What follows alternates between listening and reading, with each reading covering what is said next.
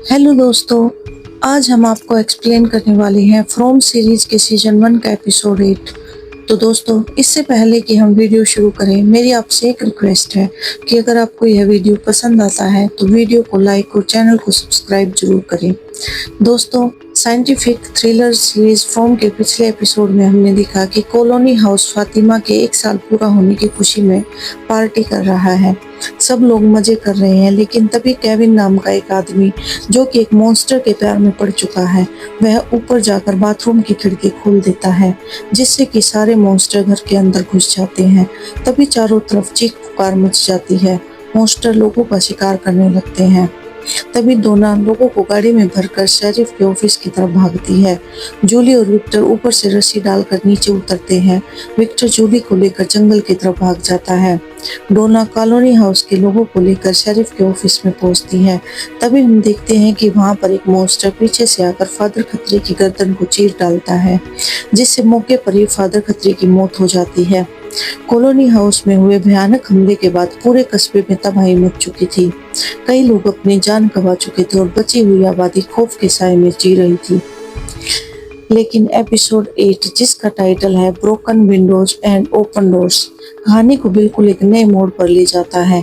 इस एपिसोड में न केवल हमें कस्बे का काला अतीत, बल्कि बॉयड का दर्दनाक पास्ट भी पता चलता है।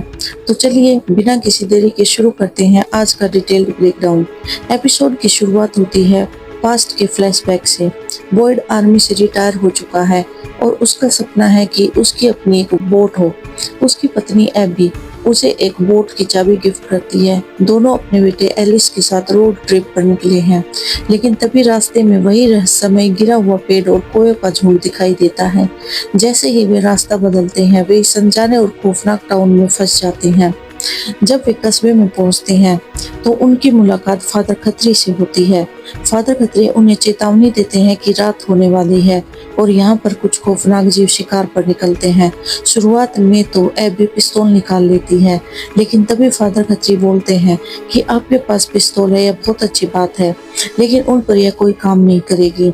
इसलिए आप मेरी बात सुनकर जल्दी से गाड़ी से नीचे उतर जाइए, क्योंकि रात होने वाली है। फादर खत्री के चेहरे का सच देखकर वे उनकी बात मान लेते हैं। उस समय तक टाउन में सुरक्षा वाले ताबीज नहीं थे। लोग रात को जमीन के नीचे बने गुप्त गड्ढों में छुपकर अपनी रातें डर डर कर बिताते थे। यहीं पर हम डोना को भी देखते हैं, जो उनके साथ नीचे गड्ढे में छुपी हुई थी। अगली सुबह जब बॉयड बाहर आता है तो हर तरफ खून और कटे फटे शरीर दिखाई देते हैं। बॉयड एक एक्स सोल्जर होने के नाते लोगों को संगठित करना शुरू करता है।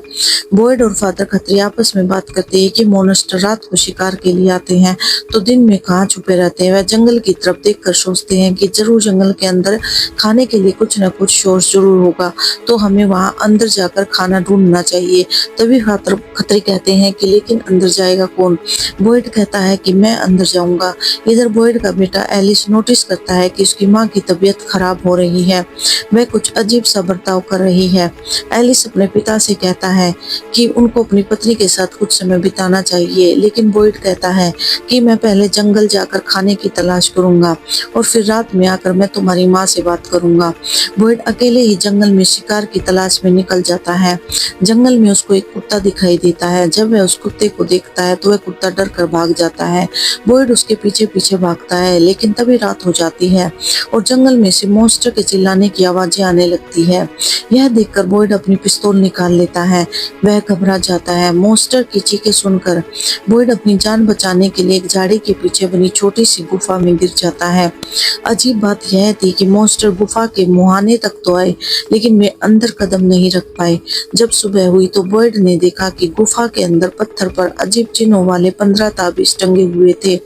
तब बॉयड को समझ में आया कि ये वही जादुई पत्थर है जो मॉन्स्टर को बंद दरवाजों के पीछे आने से रोकते हैं। बॉयड वे सारे ताबीज लेकर कस्बे में लौटता है तो उसको गोलियों चलने की आवाज सुनाई देती है। वह दौड़कर कस्बे में पहुंचता है तो देखता है कि उसकी पत्नी एबी लोगों पर गोलियां चला रही है और उन्हें मार रही है। तब दोनों उसको बोलती है कि तुम ऐसा क्यों कर रही हो? तो एबी कहती है कि घबराओ मत, तुम जिंदा नहीं हो, यह बस एक सपना है और इस सब लोगों को मैं सपने से जगा रही हूँ, यह सब असली नहीं है। इससे यह पता चलता है कि इस जगह पर जो अजीब सी ताकत है उसने उसके दिमाग में यह बात डाल दी है कि यह सब सपना है, और अगर वह सबको मार देगी तो वह वापस अपने असली जीवन में लौट जाएगी। तभी पीछे से बॉयड आकर उसको रोकने की कोशिश करता है, तो वह बॉयड से भी यही बोलती है कि तुम तो कल रात होने से पहले घर नहीं आए, इसका मतलब अब तुम जिंदा नहीं हो। तो यह कुछ भी असली नहीं है, सब कुछ नकली है। लेकिन खुशियों के साथ साथ एक बहुत बड़ी त्रासदी भी जुड़ी रहती है। एबी ने अंधाधुंध गोलियां चलानी शुरू कर दी। जब वह अपने ही बेटे एलिस पर गोली चलाने वाली थी तो एलिस की जान बचाने के लिए बॉयड को मजबूरन अपनी ही पत्नी को गोली मारनी पड़ी। बॉयड ने यह बात सबसे छुपा कर रखी और अफवाह फैला दी कि एबी ने ही ताबीज ढूंढे थे ताकि कस्बे के लोग उसकी पत्नी को एक हीरो के रूप में याद रखें, ना कि कातिल के रूप में। यही वजह थी कि एलिस अपने पिता बॉयड से नफरत करने लगा था। अब लौटते हैं प्रेजेंट टाइम में। कॉलोनी हाउस के हादसे के बाद जेड और जिम एक नया प्लान बनाते हैं। वे रेडियो सिग्नल को मजबूत करने के लिए कॉलोनी हाउस की छत पर एक विशाल रेडियो टावर बनाने का फैसला लेते हैं।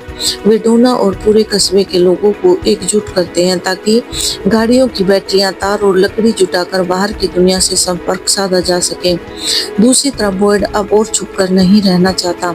वह कैनी को कस्बे का नया शेरिफ नियुक्त करता है और वह फादर खतरी के नीचे बेसमेंट में जाता है। वहां पर वह शारा को देखता है। तब वह शारा को बोलता है कि तुम्हें मेरे साथ जंगल चलना होगा, और अगर तुमने जरा सी भी चालाकी करने की कोशिश की तो मैं तुम्हारे सर को उड़ाने में जरा भी नहीं हिचकूंगा। तब वह सारा को लेकर जंगल के उस अज्ञात इलाके की तरफ निकल पड़ता है जहां से बाहर निकलने का रास्ता या इस रहस्य का जवाब मिल सके। बॉयड और सारा जंगल की गहराइयों में चले जाते हैं। वहां पर एक कॉटेज बनी हुई है जिसमें बॉयड सारा को छोड़कर वापस कस्बे में आता है और वहां पर अपने बेटे एलिस से मिलने के लिए क्रिस्टी के क्लिनिक में जाता है। वहां पर वह अपने बेटे से बात करता है और कहता है कि मैं रास्ता ढूंढने के लिए जंगल में जा रहा हूँ। हम हमेशा के लिए यहाँ फंस कर नहीं रह सकते, लेकिन मैं तुमसे मिलने आया हूँ यह कहने के लिए कि मैं तुमसे बहुत प्यार करता हूँ। और यह कहकर वह वहाँ से चला जाता है। तब फातिमा एलिस को समझाती है कि तुमको अपने पिता से बात करनी चाहिए, कहीं ऐसा न हो कि तुम बाद में पछताते रह जाओ। तो जाओ अपने पिता से बात करो। तब एलिस अपने पिता का पीछा करते करते जंगल में चला जाता है और वह जाकर अपने पिता से कहता है कि मैं भी आपसे बहुत प्यार करता हूँ, और अगर मैं आज जिंदा हूँ तो वो इसीलिए हूँ कि आपने वहाँ पर वह पत्थर लगाया हुआ था। तब पिता और बेटा दोनों गले लगकर रोते हैं। तभी पीछे से सारा निकल कर बाहर आती है। तब बॉयड अपने बेटे से कहता है कि तुम यह बात किसी को मत बताना कि मैं सारा के साथ यहाँ पर आया हूँ। यह हमारे लिए जंगल के रहस्यों को खोजने के लिए एक चाबी साबित हो सकती है। और यहाँ पर यह एपिसोड खत्म हो जाता है। बॉयड और सारा जंगल की गहराइयों में कदम रख चुके हैं। तो अगर आपको from season 1 episode detail summary पसंद आई हो तो लाइक का बटन जरूर दबाएं, कमेंट में अपनी थ्योरी शेयर करें और चैनल को सब्सक्राइब करना ना भूलें। तो मिलते हैं अगले वीडियो में।